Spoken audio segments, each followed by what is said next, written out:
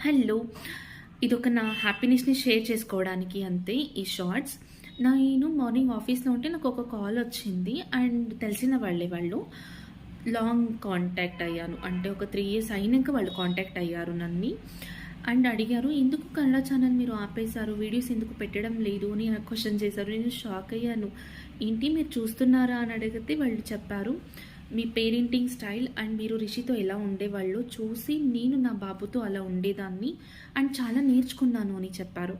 నాకది వినగానే చాలా హ్యాపీగా ఫీల్ అయ్యాను.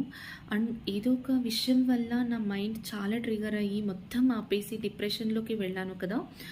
ఇలాంటి ఒక మాట వినగానే నాకు చాలా హ్యాపీనెస్ అండ్ ఏదో ఒక మంచి ఫీల్ వచ్చింది. అంటే నేను తప్పు చేయడం లేదు, కరెక్ట్ చేస్తున్నాను అని.